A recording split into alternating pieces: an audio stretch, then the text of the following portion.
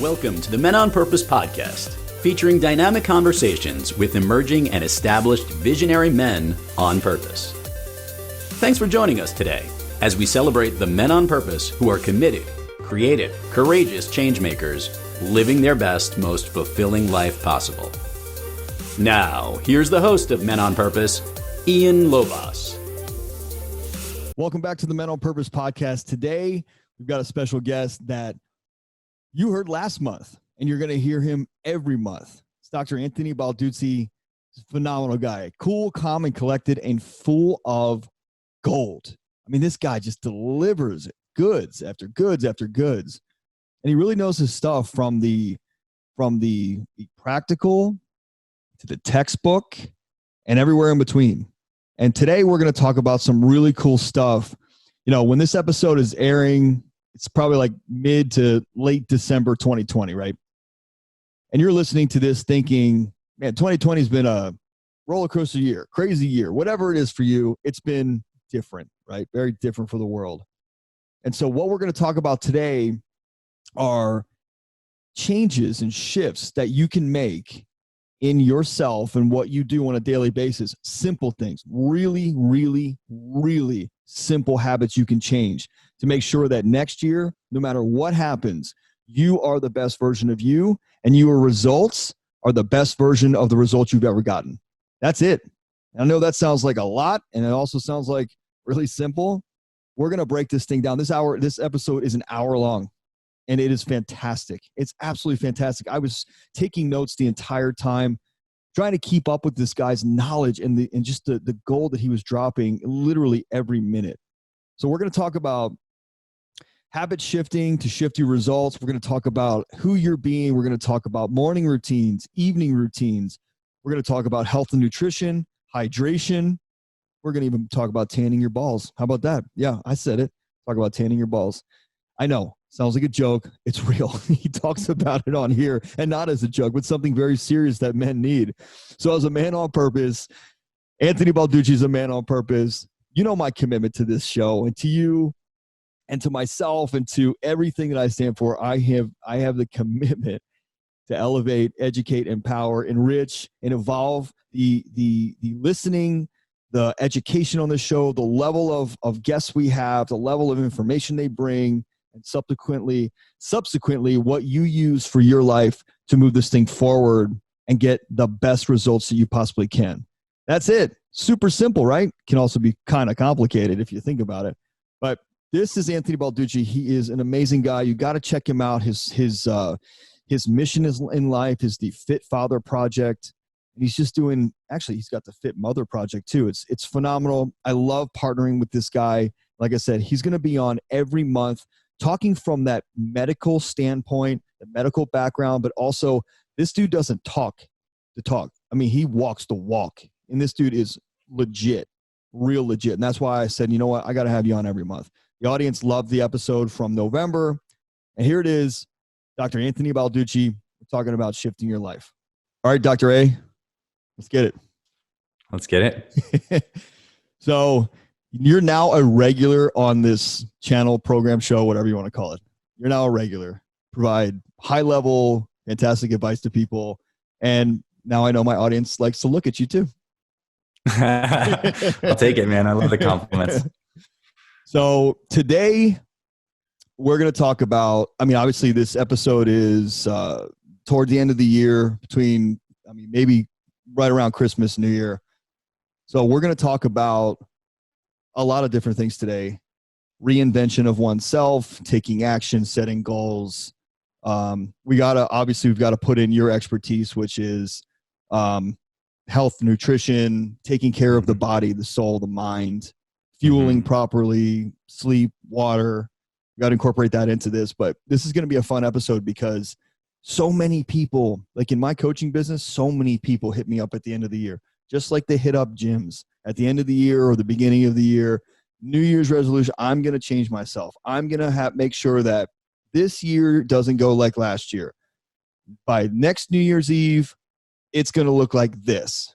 And then it's interesting because the podcast episode I recorded right before this was having to do with the personal growth triangle, which Aaron and I call, well, that's what we call it, but it's mindset, skill set, and the willingness to do the work. And most people fail at the willingness to actually do the work necessary to hit the goals that they've accomplished, that they want. Right? I'm sure you see that all the time. Yeah. So where you want to start? No doubt. Well, perhaps there. I know you guys just recorded an episode on that, but I think that's a fascinating kind of concept. Sure. Well, mindset, we kind of dug into this a little bit last time, but this requires both your general everyday mindset, which could be conceived as your disposition towards positivity, negativity, your disposition towards productivity, unproductivity, and your ability to have grit and to bounce back from challenges that may derail you. General mindset. Yeah. At the same time, I think there's an aspect of that mindset that needs to be applied specifically to the goal that you have. So the mindset gets a little more laser focused and is surrounded by certain beliefs that are relevant to your goal. So if your goal is health and fitness, then your mindset and the beliefs that become formed around that mindset may be more specific, like, I am the type of person who is able to resist short-term temptations for long-term successes. So I think one thing heading into this end of the year and the new year is for all of us to get a little more conscious about looking at our mindset generally, which is kind of disposition stuff that we've accumulated over decades. And specifically, what are those beliefs that are applying to our goals? Because ultimately, if we can develop the kind of mindset that the person who would succeed at the goal we want would have, we're there, we're done. So like, if you want to be a professional boxer, there is a particular kind of mindset that applies to that kind of effort and exercise. Like, you look at Mike Tyson, early interviews, like that guy saw himself as a killer. Yeah. And I think that's actually like necessary for that kind of pursuit. So for all of us, when we have pursuits coming into the beginning of next year, New Year's resolutions, what are the kind of mindsets that we can adopt, almost like put on intentionally, that are going to help us succeed in the specific goals that we have? And they're unique to finance, they're unique to fitness, they're unique to relationships, et cetera. But adding consciousness to that, I think is probably step number one.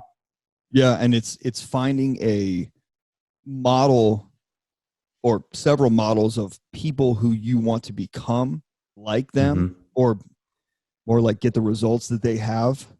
However, I think, and I want you to weigh in on this, I think where people get stuck is that they follow that model too closely, and they're not that person. So they can't be like that person in all aspects. And I'm willing to bet most highly successful people, they're not in balance. They're not in counterbalance. They're actually out of balance. But the stuff you see on social media, the stuff that you see on their YouTube channel, that makes them look really good. Like, really good. And then at home, what does it look like behind the scenes with finances? What does it look like behind the scenes with a marriage, or with parenthood, or with their health and fitness, or whatever it might be? I mean, we all see those people who have been crushing in the gym for a year. You see them, and you see their bodies never change, but you see them just killing it every day that you're in there. They're in there and they're killing it 2-3 hours, whatever it might be. And the challenge is that, yes, you might want to model that discipline or that perseverance or that, the habits of getting to the gym every day, but you're not actually modeling that person because their results aren't showing up. Because what you're not seeing at home is that they stuff their face with junk, and they don't take care of themselves, and they sleep 4 hours, and they pound coffee every day, and they're artificially motivated. Or they're motivated by ego or by what their body will look like one day. And we talked about that a little last time, and they're not matching that mindset as, whoever their model is, they're not matching the mindset to who they need to become to get that body that they want, or the results that they're seeking. There's a big disconnect there. And New Year's resolutions are the perfect time to see where you're disconnected. Really big, really big. And I want to pick your brain on some things that people can do, like simple, small, like easy, small habit build stuff that they can start even now, roll into the first of the year, and then keep those things building like a snowball rolling down the hill. Like what can people do for health and fitness so that they don't get derailed after 2 weeks or a month? Yeah. Okay. Well, let's get into that. And I always like to start bigger picture and then whittle down into the specific actionables. Yeah. And I want to do that now. First off, to kind of plus on what you just said, something that was coming to mind for me as you were speaking is this idea of energy and attention management. Everything that we want to do ultimately is going to require a desire to do that thing. That's like the prerequisite. And then the consistent action on that desire that requires the skill set most often. But it's this desire plus action. And that ultimately requires energy, physical energy, mental energy, emotional energy. And I think one of the best things that we can all do heading into next year is take an audit of where our energy is going and where our energy leaks are. And I'm not talking about physical energy as much, but more like psychic energy. And the reason this came to mind for me when you were speaking is because you were talking about the posting on social media, et cetera, and all that stuff. Every time, I was thinking about what it would be like to be that kind of person posting on social media, all the whole life stuff. And like, they are putting out a large portion of their energy to document the stuff that they're doing, to share it to others for purposes of validation, perhaps documentation, content for whatever. And then on the other side, there is us who's spending energy consuming that stuff, right? We're spending our energy consuming their stuff, their content for some purpose. Could be distraction, could be, admiration, that was something we want to model.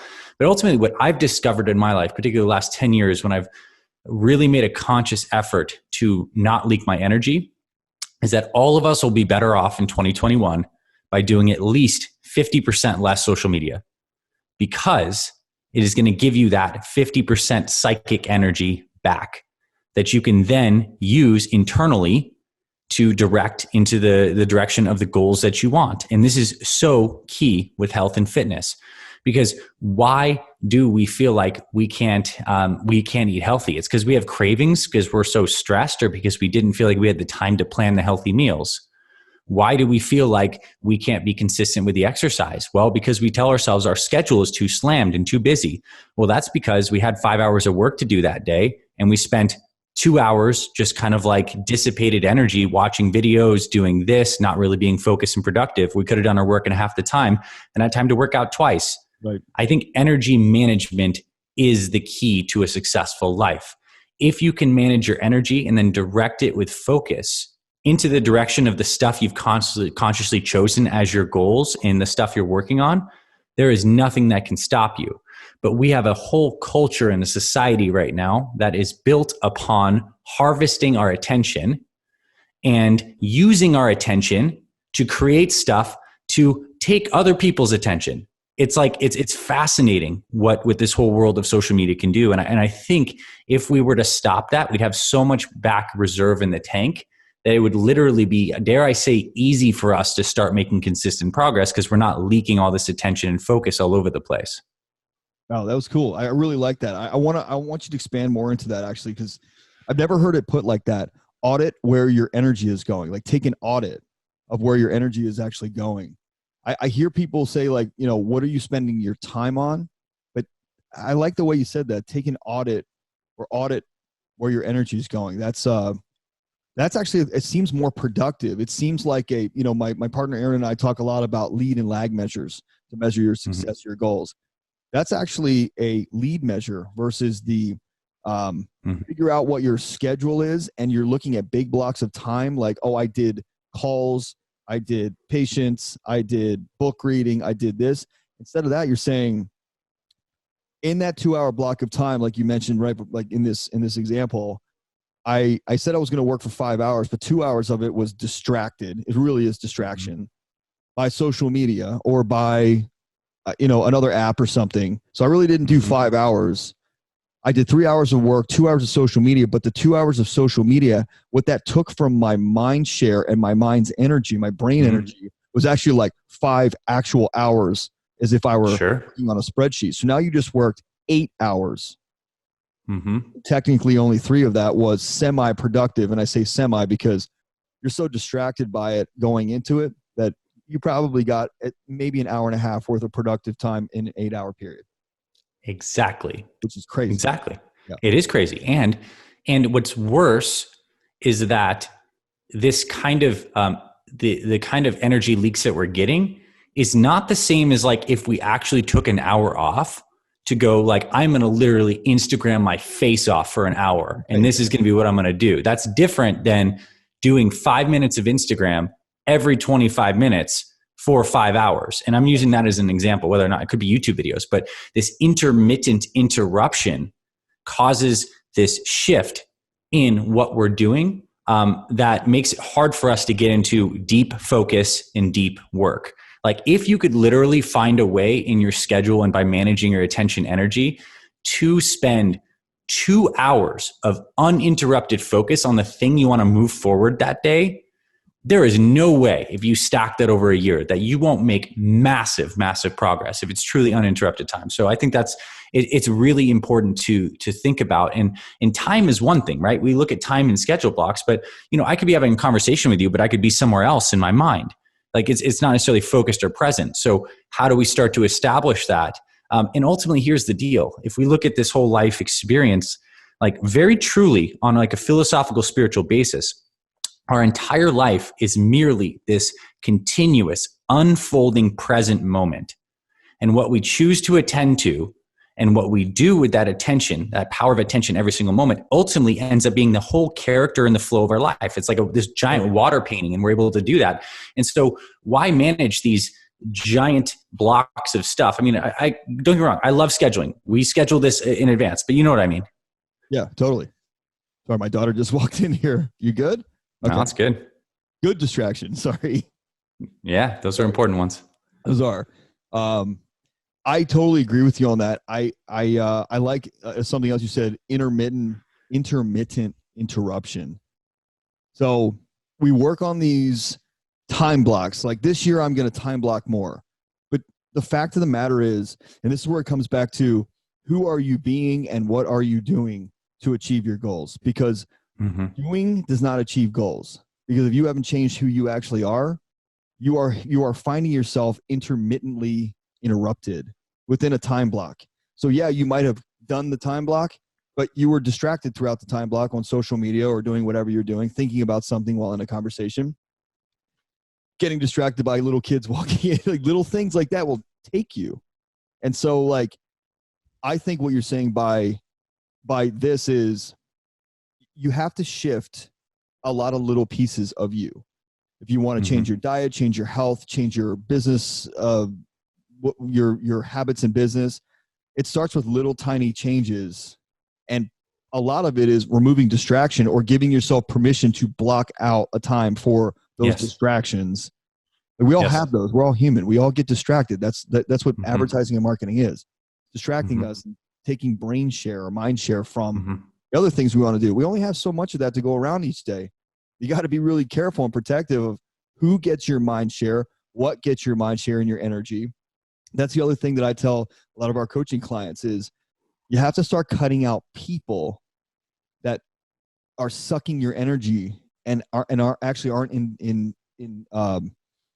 entitled to it, or they don't deserve it, And it's interesting because if you do an audit of where your energy goes all day and you actually think about the time that you're at the office and you're there in the morning, but that one person gets there early too, and they want to just talk your ear off for 20 minutes. That 20 minutes isn't 20 minutes. It's 10 minutes before, it's 30 minutes after. Plus, they talked about some really deep level stuff that affected you psychologically, and now you're thinking about it throughout the day. And now that 20-minute thing just took 2 hours of mind share that you can never get back. Just never get back.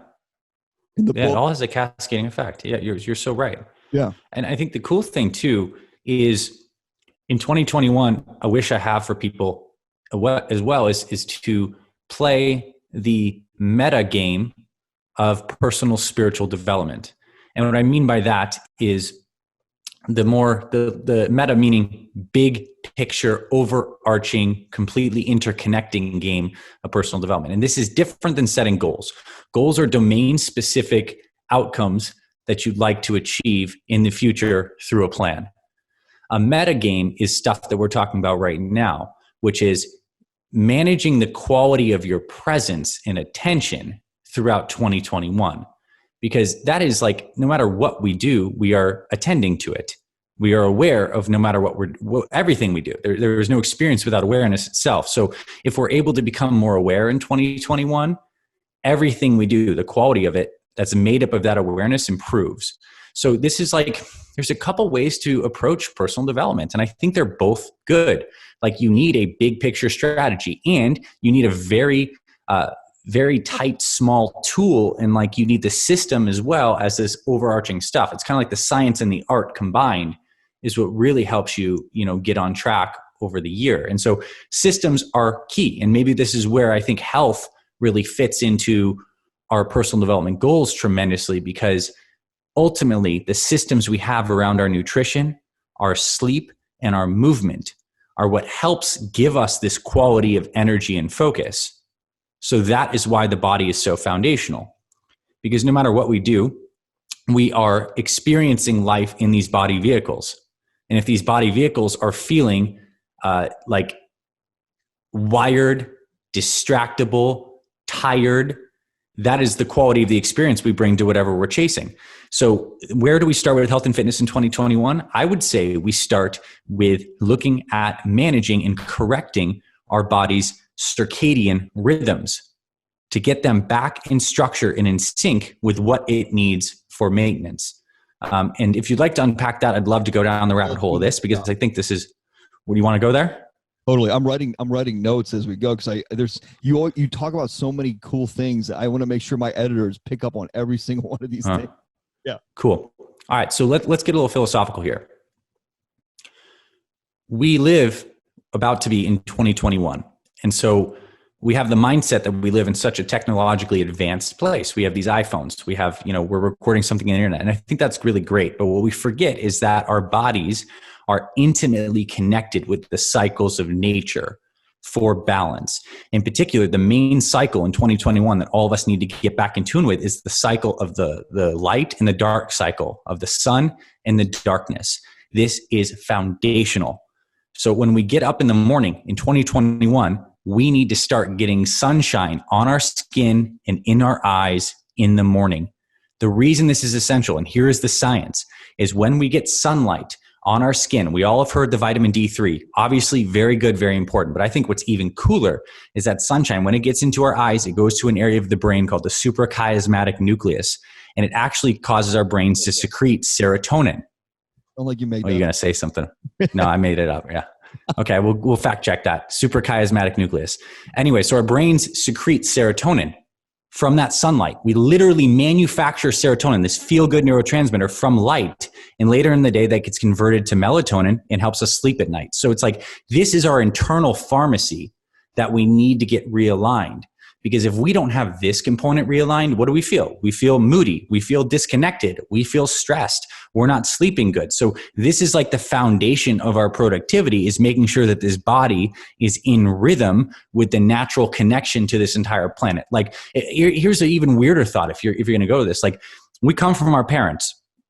Our parents' bodies are constituted from the food that they ate, that literally grew from the earth, whether it's vegetables they ate or animals they ate. Like, their bodies are constituted from this stuff from the earth. And then they have us. We are so connected to this planet, yet we forget. So I think reestablishing that is something that's key for all high performers. Biohackers, they say a bunch of funny stuff, or we're tracking our sleep, we're improving this. They know it's important, but I think there's a more beautiful, bigger philosophical aspect of this that will help all of us feel better in 2021 by getting back in sync with those rhythms of the light. And we can talk about the other rhythms too, because they're important, but I think the structure of that is the light cycle is the biggest one.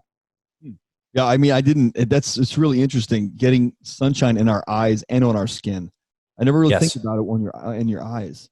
Okay, here's a guy thing. Here's a guy thing too. So you look at it, in the eyes is so important because it actually, that's what triggers the brain to see, oh, it's highlight condition. This is where I need to entrain my hormonal pattern to daytime patterns. Because in the morning, this is when cortisol is supposed to naturally rise in the morning. That actually gives us some energy. It starts to break down some glucose. So we have energy for the day. And then at night, it's supposed to lower. And we have these natural hormonal rhythms and they're completely synced up to the light cycle. This is why people who live in Alaska, when it gets really dark in the winter for like months, they get so jacked up. Yeah. You know, you go to Alaska and you go to like the supermarket in the wintertime, they have signs that says, get your happy lights. And they sell a bunch of these full spectrum lights because people, like, the human body does not do good when we're in light conditions. And then we have these phones at night, right? They're blasting that kind of blue light that's disrupting this natural rhythm. We have our TVs. So we're really out of sync with this. And this is so foundational. I think it's actually probably even more important than nutrition and exercise, because if we don't have this right, you know, we're hosed. We have people who work like night shift, third shift, a lot of police officers, EMS, nurses, truck drivers. Like, what they find is even if they eat healthy and exercise and they're doing these night shift things, like, their risk for heart disease and cancer is like through the roof compared to what they would normally be if they weren't in cycle. Like, this stuff's so foundational. Wow. Yeah. Okay. But I want to say this too. Light, go ahead. No, go ahead. Okay. Well, the light thing for guys too, there's a lot of cool research that shows that light directly on the testicles increases testosterone production. Like, it really does. The full spectrum sunlight hitting your balls makes your body release more testosterone. Is this shocking? Well, look, our ancient ancestors were probably running around naked, like, and this is how the body was meant to be trained, because like that light helps produce vitamin D3, and that is vitamin D3 and cholesterol synthesis is a precursor to testosterone production. So it's like, the cascading effects of this stuff is bigger than we realize. How do you get, I mean, let's talk about logistics in our modern world. How do you get that? Can you go to tanning salon, or do you just you can actually, you could get some of the UVB light that helps that production in a tanning salon. You could go in backyard and have some naked time. There are like a lot of biohacking guys that get red lights and stuff like that, and they shine them on their testicles. Like, there's lots of ways. The point here is not on the testicle sun stuff, although I think it's really fascinating because it kind of highlights this bigger point. I would say it's more like sunshine on your body and in your eyes is something that's going to be key for your rhythms in 2021. Wow. No, I thought I knew stuff about this. I didn't. Like, circadian rhythm is it sounds pretty simple. Like, you got a light period, a dark period, you got to rest the body, and you've got to get a proper amount of sunshine. And that it makes sense, but it actually is not what I thought was just not as deep as what you just went into. And I never thought about sunshine on testicles. That's kind of mind blowing. It is, right? It's so cool. And it highlights the same kind of thing. Is like, we're connected to this pattern in nature. Our bodies are intimately, so we need to establish that. And then it comes down to, I think the next systems we need to establish are probably, as we're talking about circadian rhythm, like a proper morning routine and a proper evening routine. These are the bookends of your structure that enable you to kick off the day with the right mindset, with the right kind of energy. So the things that your morning routine needs to give you, it needs to be simple enough that you can do it consistently. It needs to give you energy so that you feel good. And it needs to prime your mind to stay focused on the things that are priorities for the day, and to also have this overarching feeling of gratitude, well-being, and like, I'm going to kick some ass today. So there are things we can do to have that in the morning routine, and we should establish one like that. It could be done in 5 minutes, in 10 minutes, but like, that priming is so important, because if we don't, the nature of the mind is that it receives the sensory stimulation and the thoughts and the impressions and the advertising and the text messages and all these things. And that it takes on the quality of the things the inputs that it receives. And so we have two decisions. We can either do it intentionally by giving it the inputs that's going to shape it in the direction we want it for the day, or we can be reactive, not do anything with it, let it be this thing of Play-Doh that gets molded and shaped by everything else that's trying to drag our attention in different places. And that's why, if you ever have a day where you feel like you're distracted, you're out of sync, you're all over the place, you feel stressed out, it's because you've been molded. You haven't molded yourself in that mind in the morning. And this is why when we watch a TV show at night and we saw some kind of character, or we saw a yellow school bus, and we dream about that stuff at night. The reason that happens is because we literally store these impressions. So my challenge for all of us is, how do we be more conscious about creating those impressions for ourselves? almost like brainwashing, but like in the productive cleaning ourselves in the morning, so that we're going to have the kind of focus and mindset and thoughts and beliefs that the mind will be privy to, that's going to help direct us for the day. That's so well said. I love that. What take us back. I think that people hear the word priming as a buzzword in the personal development community. And like one thing that comes to mind is I've been to UPW, Tony Robbins event, and you do priming, and it's the pumping of your arms and the breath. But you're speaking of priming in terms of some additional things too, and take us through an example of a morning routine that could get you fired up and focused on, instead of like, the day happened to you versus the day happened for you. Like, take us through something like that. Perfect. Here are the elements. First thing, you get up in the morning. You need to give your body what it needs, which is some quality rehydration immediately. Body does not need food. It does not need coffee, but it does need water. Water with minerals. Body's mostly water. We haven't been drinking throughout the night. We need to kickstart with water. And we need to start moving our bodies gently. This could be in the form of a walk. It could be bouncing on one of those rebounder trampolines. It could be a 5-minute yoga stretching. It could be running outside with your dog. 5 minutes of motion. That helps lubricate the joints, introduce higher circulation levels to get that body moving. It's been stagnant. We've been sitting in bed and we're not contracting our muscles. We get this lymphatic fluid that stays stagnant. And we want to elevate our heart rate slightly because that tells the body it is morning time. So what the body needs, again, hydration and minerals and some kind of movement. Bonus points if you can do it outside with a little bit of sun and breathing through your nose with some fresh air. Breathing through your nose uniquely. Go ahead. Why is that important? Because we are meant, in design, we are meant to breathe through our nose and our mouths. When we breathe through our nose, it filters the air, it humidifies it. Those nose hairs clean things. And there are actually receptors inside our nostrils that sense oxygen coming in and trigger the release of nitric oxide, which dilates our blood vessels. So like a lot of bodybuilders, fitness guys take these nitric oxide supplements because it'll give you more vasodilation, a better pump when your workouts. Well, we make that stuff naturally, nitric oxide, from these sensing cells in our nose when we breathe through our nose. Absolutely essential. So this is why we're meant to breathe through our nose, and it helps improve the circulation. It gets those arteries to be a little more dilated. Our circulation improves in the morning. So what I personally do is wake up, get the water, and I grab my dog and we're out the door. And we're walking outside, whether or not there's sunshine, because if I get up early enough that it's wintertime, there's not sun, it's still okay. I'm breathing through my nose.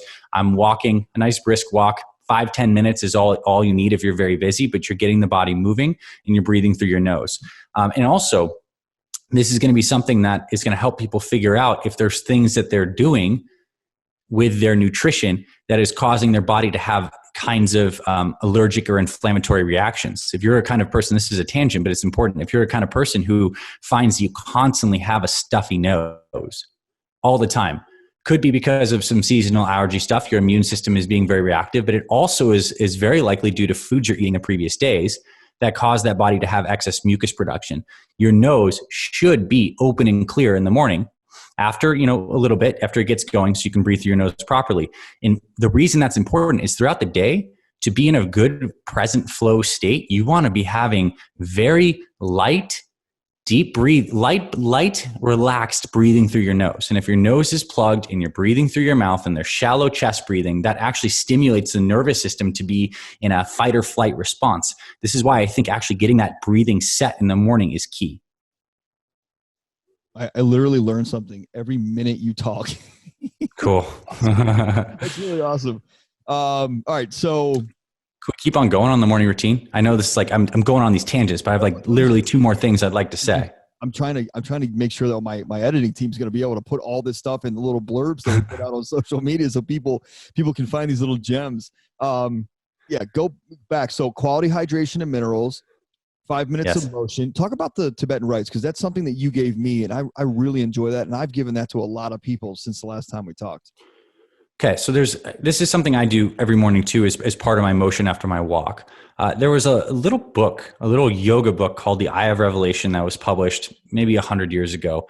And there was this British explorer who went over to Tibet, and he found that the yogis in Tibet did a very particular kind of exercise every day that they believed kept them limber and young. and they believe that it helped both the body through these particular kind of motions. A lot of it is moving the spine being the axis of the body. We improve the spine's mobility. We improve blood flow. We age better. But they also believed it had some energetic and calming effects too. So 5 Tibetan rites. It is a series of moves. It starts off, believe it or not, with spinning in a clockwise direction, has some kind of yoga moves like some cat-cow kind of things moving the spine. It has some abdominal crunches synced with activity, has some different motions, but it takes, you can do 9 reps of each, 10 reps of each, 21 reps each, whatever it is, but it takes around 10 minutes. And it's just a simple whole body way to energize the body. I do that after I walk. I think it's very key and foundational to give the body, it's not like exercise. This is just like daily warming up movement to get the spine moving, especially because for most people, we're going to head to a chair, we're going to head into a car, into an office chair, and we're going to sit that spine in a bad position. So it's really important, I think, to do some spinal work. And intimately with some of your history with your accidents, how important that is to keep this. When your spine's not right, your whole life's not right. So, part of this movement, 5 Tibetan rites, we have videos on YouTube, and I think you can probably share in some show notes some links to the original PDFs of this stuff. It's free, open source. You can check that out. Very, very good thing to get the body moving. It's like a light yoga stretching in the morning. 5-10 minutes helps a lot. Yeah. And I found that, don't get me wrong, it's exercise. When you're doing, I call them the double crunches.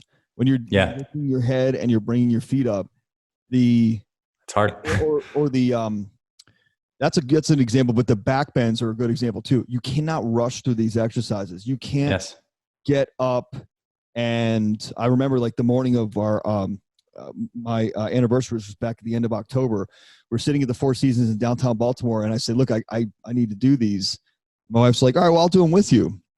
And she said, this is the slowest I've ever seen you move because you're fresh in the morning. Like I did a bunch of, just moving around to get my muscles warmed up a little bit for a couple minutes. And then especially the back bend, the breath work has to be in sync with the muscle movement. Yes, it does. You're gonna pull something. You're definitely going to hurt yourself. It seems so simple. However, it can do some damage, especially in your back. And I watched a video where there was I have to be careful with like the way that my pelvis healed itself from an ATV accident. It healed forward and it messed up my lower back and my sacrum.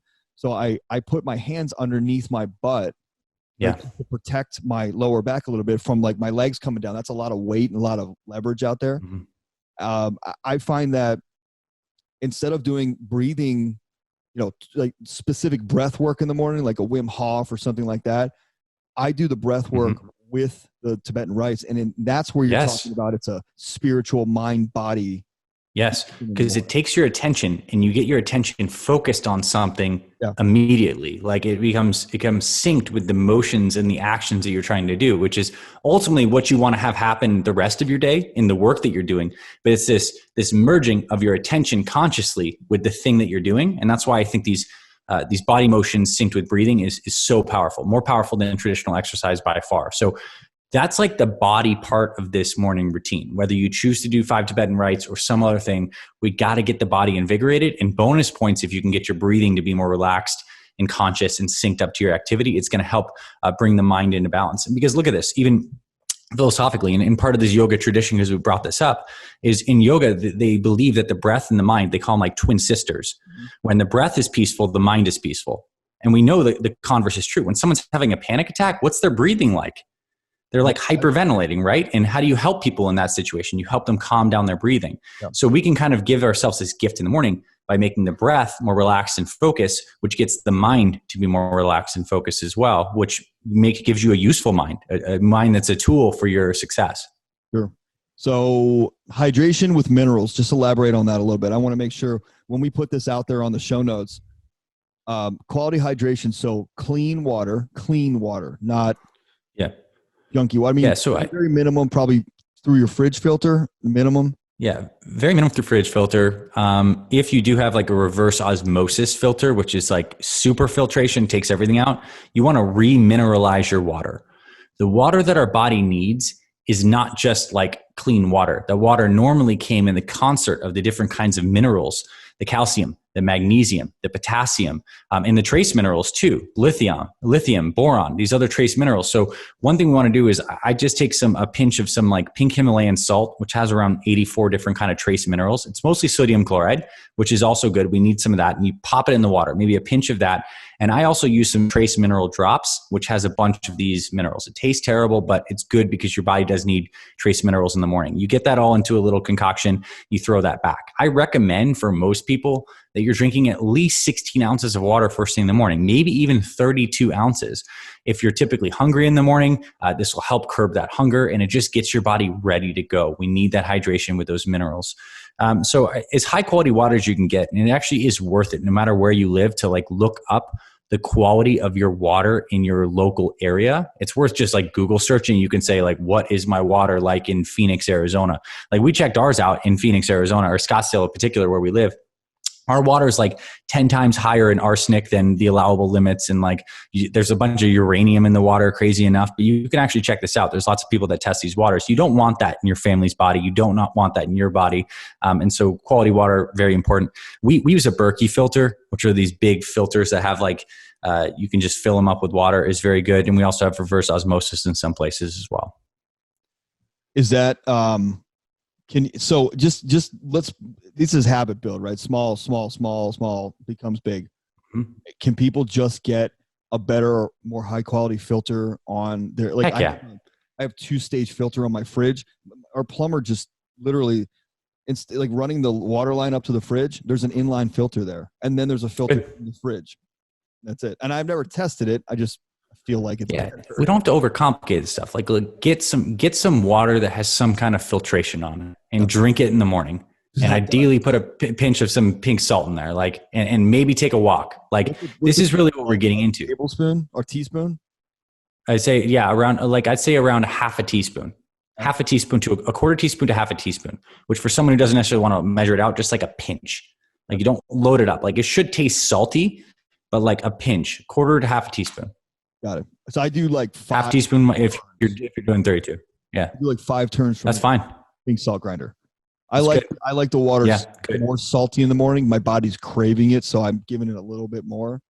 But there's a cellular reason that you need that salt in the morning too, right? Like it opens completely. Well, here's the deal. Our cells are electric. They maintain a negative 70 millivolt like potential in the cell. And the reason cells can communicate is they use sodium and potassium and chloride, these ions, these stuff that we're getting from the salt to communicate. We like sodium goes out, the cell becomes more negative.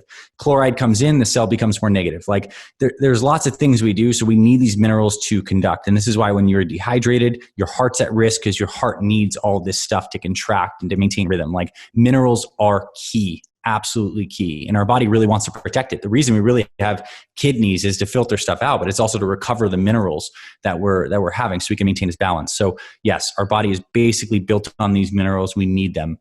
We need them. And we don't prioritize them enough. So that's why I think in the morning it's a really good idea. And then I think after this, you've done this body stuff.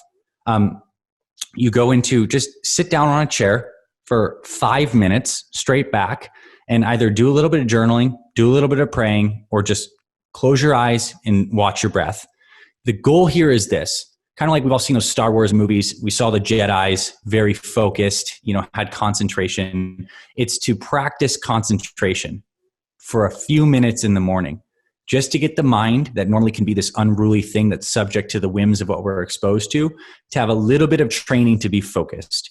And this is what we may say in a very basic thing could be termed as meditation, but you could even think of it as just concentration exercise early on.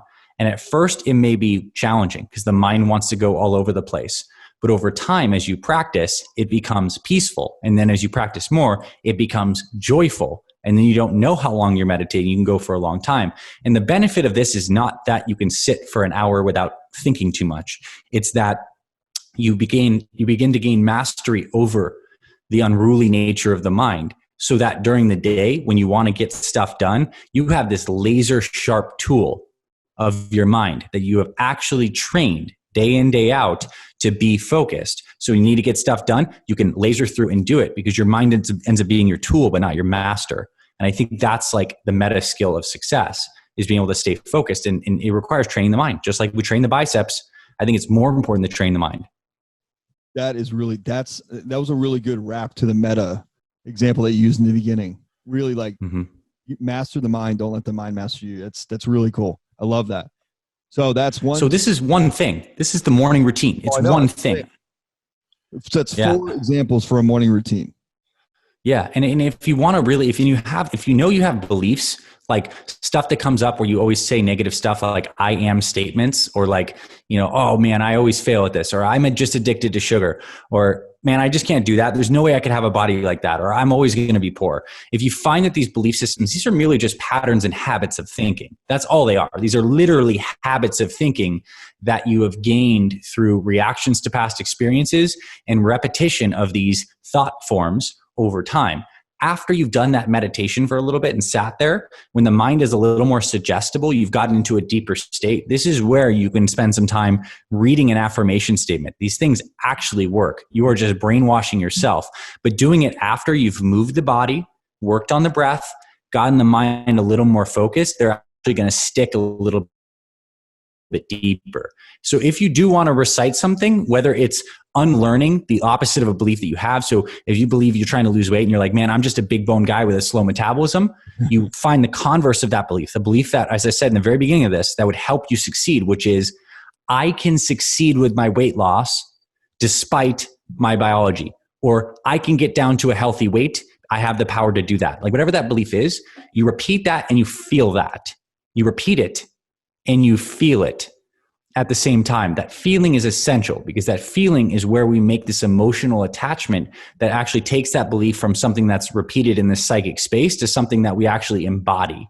It makes it deeper. It turns it into like more of a memory, and it helps reshape the identity. And you know what? You may need to do a lot of this at first, but as you begin to retrain and clean up your thinking, and you have a mind that's less busy, you ultimately you won't need to do the affirmations as much, because you won't have the negative thoughts. They will change. And so what we're really doing is we're shifting the soil of your mind in the day so that the stuff that blossoms is coming from good soil. Like, I think it's like a biblical verse, but like, it's like bad fruit does not come from good trees, or the converse. So it's like, how do we really set the soil for the day? And then it almost makes your success a lot more automatic the rest of the day. And that's the kind of stuff I'm interested in, man. Tell me what to do for like 30 minutes in the morning to make the next 8 hours great. Done. That seems like the highest leverage thing you could possibly do. That's what the morning routine can give you. And it might require getting up 30 minutes earlier than you used to find the time to do that, which might require that you don't watch that extra episode of the Netflix show at night, or that you do something a little different at night to make sure you're getting enough sleep. Micro shifts here. But if we can make these micro shifts, the momentum we can build is absolutely tremendous. Doesn't happen overnight, but if you find that this stuff actually resonates with you, and you see the truth of this, and you adopt this in 2021, man, the world is yours. You can accomplish whatever you want next year. I'm really glad that you brought up affirmations, because that's something that from the time that my daughter, who's almost 5, from the time that she could talk, we have been, we'll just repeat an affirmation and she'll repeat it. And we'll just say an affirmation, she'll repeat it. And in my office here, I have my whiteboard where I have my affirmations, my goals, my vision for the week, that kind of thing. But right underneath that, because she's been watching my habits, right? Not listening to me, but watching me do my affirmations in the mirror, write my goals for the week. So every Saturday or Sunday, she'll come to me, like she came into me today. That's why she came into the office. She's like, Dad, is it time to write goals? And I said, no, I'm on a podcast. But right underneath this, she has one side, which is Ellis's affirmations, 6 I am statements. And then on the other side, it's her vision and goals for the week. That's a 4-year-old doing this. Yeah. And yeah, she's going to be a powerhouse. Oh my gosh. Powerhouse. And part of my reasoning was because I as a young female, I want her to have as much internal power that she can possibly have going out into the world, which the world can be a very challenging place if you allow it to be, right? It can be, an abundance of a lot of different things. And I want her to have the skills internally necessary to not have to seek those external things to satisfy her or to make her feel better or whatever, right? So I see this working because hers are, I'm smart, and I do hand signals too, by the way. Like when she does her stuff, I'll go like this. That's cool. And it says, I'm smart, I'm beautiful, I'm courageous, I'm strong, I'm brave, I'm powerful, I'm fantastic. And then she's, yes, locks it in. Nice. But I watch her like when she jumps in the pool, or I watch her when I built a little Ninja Warrior course for her in our backyard. And I made it a little high off the ground. And I'll see her stretching and reaching, and I'll watch her face, and she'll go, I know I can do this. Even though I'm scared, I know I can do this. I'm strong, I'm brave, I'm courageous. And she'll jump. And my wife's like, whoa. That's incredible. And I go, well, no, she's programming herself to conquer her own fears. This is perfect. Where other kids, her friends who come over, they're all over the place. So the affirmations I have are, okay, step up on there. Okay, stop, take a deep breath. Okay, now focus your energy and attention. Okay, now your goal is the cargo net. Go. And then I'll watch her talk to herself, and it's beautiful. So I love and have realized the power of affirmation. So have you. I've seen it in my daughter. My wife does it as well. My son's too young. He's 9 months old. But for anybody that wants a easy piece to all this, get up, walk around or bounce on a treadmill, drink some water, right, with some salt in it. Yeah. And look at yourself in the mirror and say, I am, and shift or reframe something that you've been saying, just like you have. Like, you're not a big bone person who processes calories slowly or processes your metabolism is slow. That's a terrible affirmation that you probably got from society or your parents. And so one thing after listening to this is go back and do a check-in or an audit of where your energy goes. Go and check in on, where did you get your beliefs from? Where did you get the things that you tell yourself naturally? Like, especially with you and I were talking about the election, different types of people out there. Like, don't watch the news first and foremost. Be careful. It's programming the hell out of you, and probably the way that you don't want to be programmed. So just watch yourself on that. But figure out, did your parents program you to think about a certain type of person or a car, or people with money do this, or people who drive that car do this? So you're in charge of reframing and shifting those things, right? So just like you're going to change yourself and you're going to get quality hydration and 5 minutes of motion, and maybe you're going to get into the 5 Tibetan rites, your job is to shift what you say to yourself every day. That's simple. Just shift how you say it and what you say to yourself, right? Yeah. Super simple. Like totally. when I'm in the gym lifting, all I say is, I'm powerful in mind and body. I'm powerful in mind and body.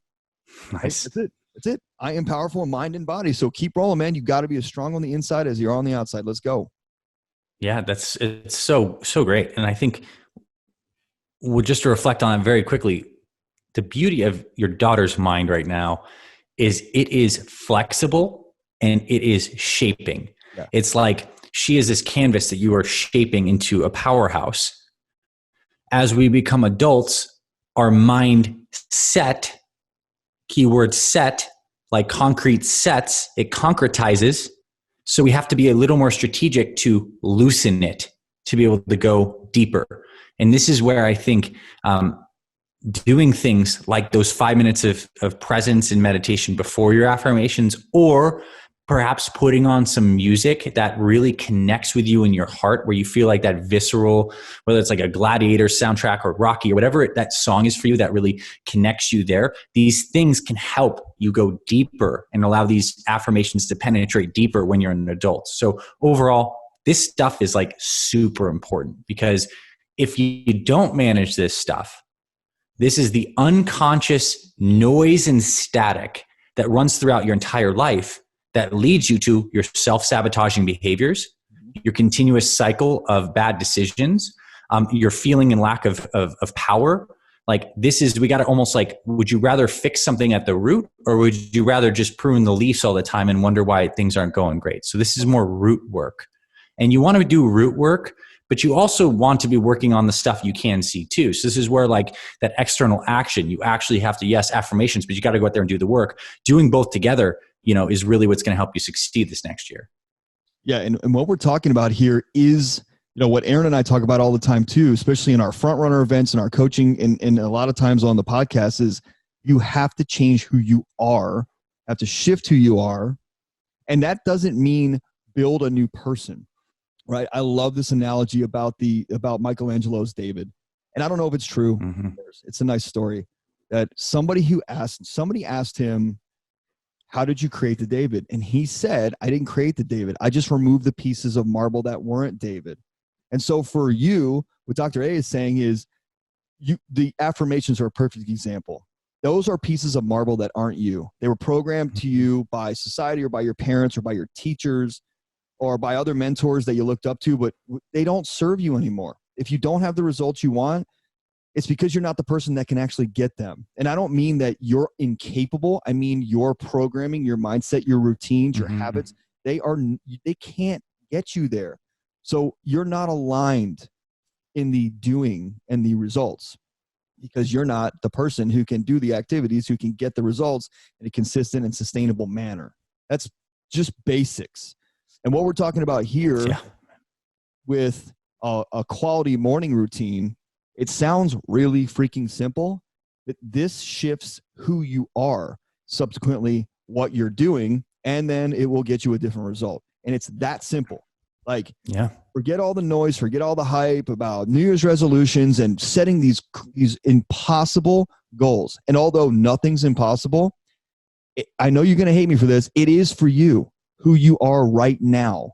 It's impossible because it's proven. You haven't hit it yet. You're not going to hit it as you are sitting right now. The goal is to shift the habits and the routines and shift them into the person that can achieve the goals that you want, and then go do the work. And that's it. And it can be really simple. And it's not harsh, and I'm not being negative or derogatory. I'm saying, look at the patterning. Look how you've been conditioned. Look at the pattern. If you've attempted and attempted and attempted, it means you've got to shift something within yourself. And you can tweak the outside too, but take a look at inside. That's the number one thing. And what Dr. A is saying is, you're probably staying up too late, getting up in the morning maybe too late. You're not eating properly. You're not fueling your body. You're not hydrating your body. You're not talking to yourself properly. You're not moving your body. All of that stuff is who you are. Creates who you are. You want to make some shifts this year in 2021? Start here. Yeah. And I want to wrap this up because I think you nailed it. You absolutely nailed it. And I think it would be remiss to not finish this conversation by talking about the yin to the yang being the morning routine, the yin is the evening routine. Right. Because look, we just had this day, right?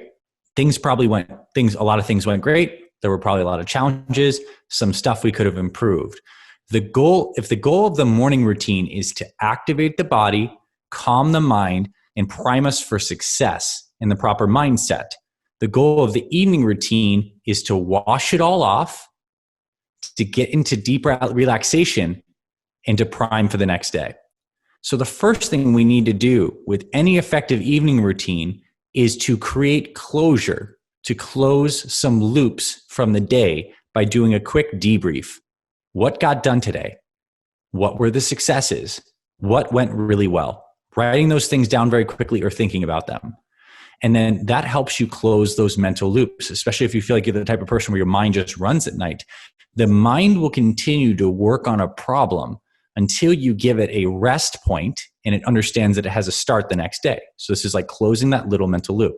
You're smiling. It seems like you agree with that. Totally. Yeah. Okay. Yeah, it's right here. It's right here in my journal right in front of me. Yeah. You want to close those mental loops at night. And I would also say, if you want to train the mind to be more successful and grateful, which is a very productive way to have a good mindset, look at the things that went well, look at the things you're grateful for, write those down. And then what is the focus tomorrow?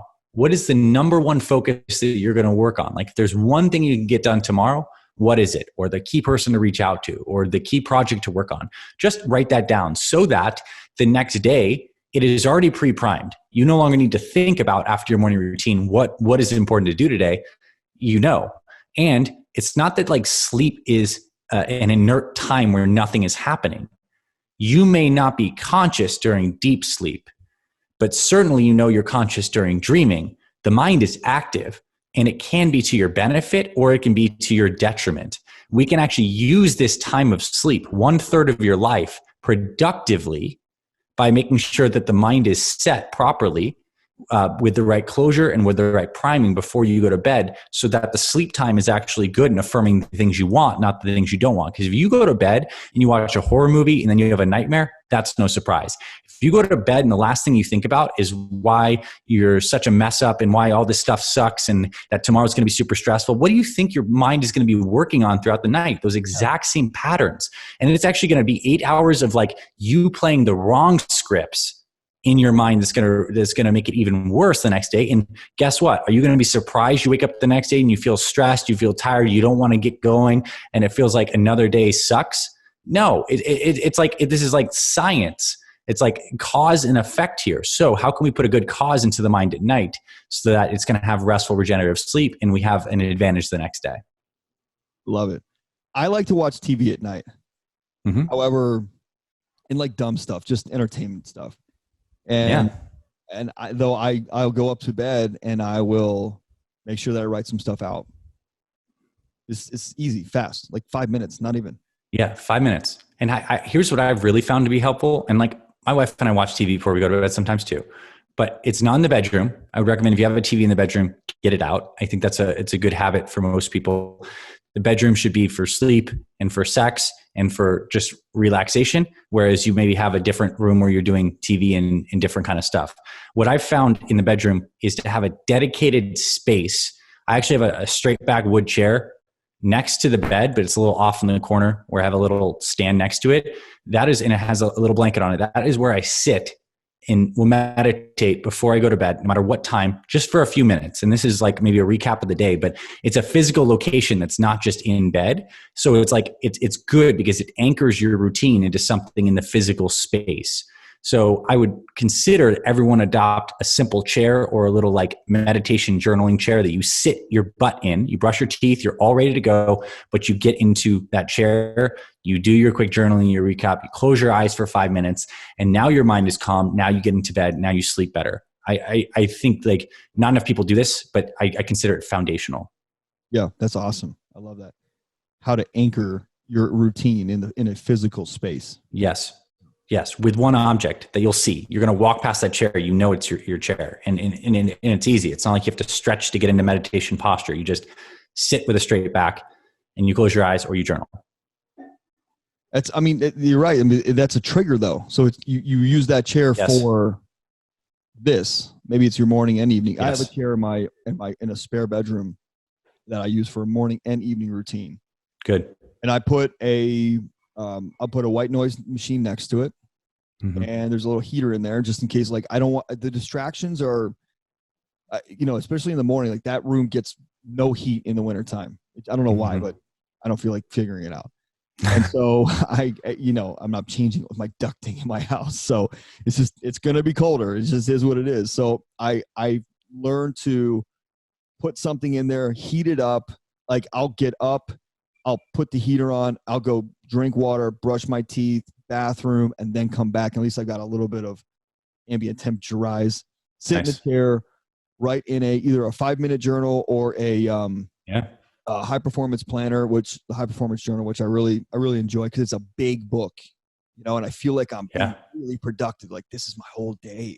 Look at this, Nice. And then at night, you just answer a couple questions and you're done. That's it. That's really it. I meditate during the day. That's awesome. Yeah. And plug those two things. I think 5-minute journal is a thing you can buy. It's like a real morning, evening journal. And the high performance planner, is that Brendon Burchard's tool, whatever it is, but it's great. Yeah. Do those. Like, I think both those, if you don't know what to write and it's daunting to have get something where people like actually have developed these tools. They basically will say, write down 5 things you're grateful for, write down 5 things that worked. What do you do in the next day? You'll have prompts, which is very helpful if you're getting started. Yeah. So that's a great point. Prompts, because a lot of people don't try and guess all this way. Like you're listening to this podcast right now. You just got probably 10 years worth of Dr. A's trial and error, right? And your client's trial and error in the last 30 minutes. So don't pretend like this is not powerful stuff because it seems simple. It seems simple because it's been proven and tried and tested. Don't guess. Don't leave any guesswork. Like that's why I'm trying to get deep examples, like how much salt, how much water, how much sleep. Yeah. I don't want to write random stuff in the morning. I do that during the day if I have ideas. So I use the 5-minute journal or the high performance planner because you don't have to think. You just write. Yeah. Or I don't have to think about the question and then the answer. I just think about the answer. Yeah, that's so well said. Very important. And hey, making this morning section of your day automatic is good. You want launch pads of your day where there's not a lot of thinking, not a lot of decision making. You get your 16-ounce mason jar water glass. You know it's there. You just fill that thing up. The salt is sitting right next to wherever that is. Gets plopped in. The quarter teaspoon maybe sitting in the salt bag. Or it's 5 twists of the salt thing. Whatever it is, you do that. And then you immediately head to the walk, and the stuff becomes automatic. What I would also say, the next thing with the morning routine, and not to make this the longest podcast ever, even though it's really enjoyable and great, is have a standardized first meal of the day. Standardized breakfast. Not to say you have to eat the exact same thing every day, although I basically do, but standardize your first meal so you don't have to think about it. It should be rich in vitamins, minerals. It should make you feel full but not stuffed, and it should be quick. For me, it's I have a fresh juice and I have a morning shake. And these things are liquid meals. They don't bog me down. I have the same kind of things. I know if I eat nothing else for the day, which I obviously do, but if I didn't, I'd get the vitamins, minerals, proteins, healthy fats, some healthy carbs. It's all in there. It's simple. And we'll talk fitness for a second. From helping literally 30,000 plus men and women in our programs, our most successful program members are using morning shakes or something like that. It could be an egg recipe. It could be eggs and greens. It doesn't have to be a shake, but it needs to be standardized. You don't want to think about that. Varieties for later in the day. It's for dinner. It's for lunch. But in the morning, you want to be like a machine. And it should be something you enjoy. And so you do your morning routine, and then as your reward, you get your first breakfast thing. You have a again, to take the thinking out of it. Do you have I use a company called Purium. I really like Purium. Yeah. It's a really cool product, and I use that as my greens. I make a smoothie for my daughter and I in the morning. I dump that in there. I pound it with 30 ounces of water. Then I'll also put a little bit in the smoothie, and her and I will share a smoothie. You have a favorite morning meal? Or a product I absolutely love. It's the Ferrari of meal replacements in super greens. It's called Maximum Vibrance. They're the first green superfood. It's intense. It's a full multivitamin, multimineral. For our Fit Father and Fit Mother program members, we actually developed our own powder called Superfuel that has a multivitamin, probiotics, protein, no artificial sweeteners. So our program members use Superfuel as the base. I use Superfuel in my shake as well. Some days I use Maximum Vibrance as well. That's it's ridiculously expensive. It's a very good product, but our Superfuel is incredible. That's what our program members did. And we formulated one because I know there's a lot of good ones on the market, but we also wanted ours to be a hybrid of both a protein powder, which protein powder is great in the morning, with the super greens together. But whether you use Purium, find something like that, some kind of tool that's an all-in-one you don't need to think about. You scoop it in, and by scooping this in, I'm getting 40 plus vitamins, minerals, probiotics, superfoods. Taste good. Throw some berries in there, throw a little spinach, a little water, almond milk, boom. You have a really good tasting shake, and then you don't need to think about it, and you're energized until the afternoon. But it also has to be clean, though. There's a lot of products out there that are junk. They got fillers Very and binders and gums and shit like that. No artificial sweeteners. You want to make sure it's tested for heavy metals, and so you're right. Quality does absolutely matter. A reputable company that can show you the testing is key. Yeah, go through that again. Reputable company. So basically with these protein powders, you really want to make sure they're tested for heavy metals. There's a lot of cheap stuff that comes from China. Lead, arsenic, cadmium are the mercury, but more so lead, arsenic, cadmium are main things you find in the protein powders. The company should be able to show you a certificate of analysis to saying we test the stuff for heavy metals. It's it's in the clear. And ideally it's using a lot of organic ingredients. The other thing besides the heavy metal testing is you want to make sure, number 2, that it's not loaded with a bunch of artificial sweeteners. And this is the artist, someone who's formulated a product like this. You want something to taste good, and it's really easy if you throw a bunch of crap artificial sweeteners. Those are not good for your digestive tract. So you want something that's sweetened with monk fruit or stevia or something that's natural and should have some probiotics in there as well. So you need a quality product. There are a lot of good quality brands out there. I love our stuff. I love a company called Nutiva. I think they do a really good job with they're great as well. There are a number of very good products, but there's also a number of very bad ones. I'd say stuff that's marketed more to fitness people, muscle tech 9000 kind of stuff is typically lower quality and worse than, stuff that's like more health focused. If it's $20 yeah, for a 30-day supply, just know it's not cheap to have organic, free of metal and toxins and pesticides and herbicides and artificial sweeteners. It's not cheap to make that stuff. It should be over $40. That's the answer. Yeah. It should be at least over $40. That's a good threshold. Actually, if you look at one thing, if it's under $40, it's probably crap. Yeah.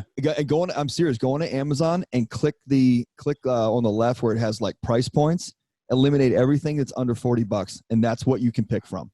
And then use this thing. Does it have artificial sweeteners? Does it have heavy metals? That's it. Easy. We're making things easy. Yeah, for sure. And so that's like the crux of this. And the last thing I'd like to share for the new year too is it is really hard to plan for an entire year. I mean, let's just talk about 2020. We all started January. Like, did anyone really know what 2020 was going to be like? Like, no one did. Like, we all started 2020 like standard. Like, we were just doing our thing. But like, look what has happened. So the reason I want to say that is what I found to be most successful is actually planning. Like, I consider I have 4 years every year. I do my 90-day year. So January, February, March is a year for me. It's like my first of the 4 years of 2021. So planning for the next 90 days, the reason I think this is good is because it gives you an actionable time frame. It gives you a little more idea of what's going to be able to happen. I'm not saying don't write a vision for what 2021 is possible, but when you're writing your action plan, you can really say what's going to go down in January, February, March. You have an idea of like what can actually get done in 90 days. Plus, it gives you a chance to course correct where it's like you didn't blow it. And if it comes to March and you're off track, that's awesome. You have 3 more 90-day years, if you will, to get it back on track that year. It's a good way to consider planning things. I think there's a lot of productivity people that would agree on this 90-day year concept. And I found it very valuable in business and personally. Yeah. I write 90-day for the year, 4 90-day sets for the year in personal and in business. Nice. My business does not run my life. I run my business and I run my life. And I'm very purposeful and intentional in both. And the other thing I do is I categorize, maybe you and I can do another episode on goal setting too, because I love for people to get, like different aspects and different ideas of how they can goal set.